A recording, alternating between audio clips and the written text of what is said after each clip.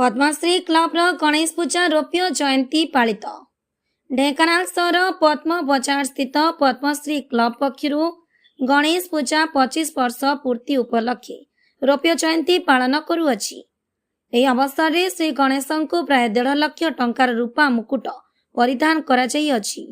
प्रथमे सूर्य पूजा, कलश पूजा, मंडल पूजा, षोडश उपचार पूजा, होम यज्ञ सह विभिन्न प्रकार फूल और भोग लगी होइतिला। नमस्कार। पद्म बजार पद्मश्री गणेश पूजा सभापति आमर यही वर्ष 25 वर्ष पूर्ण होती। 25 वर्ष पूर्ण उपलक्षे आमर ठाकुर 1.5 लाख टंकार रूपा मुकुट तारीख दिन सोमवार दिन सन्ध्या बेले प्रसाद सेवन अच्छी।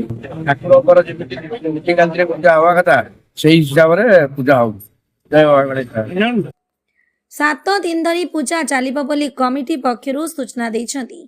पूजक सिद्धेश्वर मिश्र समस्त पूजा संपादन करिथिबा बेले कर्ता भावे विचित्र साहू उपस्थित रही पूजा पालन करथिले। सभापति चिन्मय पृष्टि, संपादक सौम्यरंजन महापात्र, कोषाध्यक्ष अमरदीप साहू, सह संपादक सुमंत कुमार साहू, उपसभापति अभय कुमार साहू, उपदेष्टा सत्यव्रत साहू, मनोज कुमार साहू, रिंकू साहू और कमिटीर समस्त सदस्य प्रमुख उपस्थित रही रौप्य जयंती पूजा को सुचारू रूपे परिचालना करथिले। ढेंकानाल शुभम पाणी रिपोर्ट, धनुष एक्सप्रेस।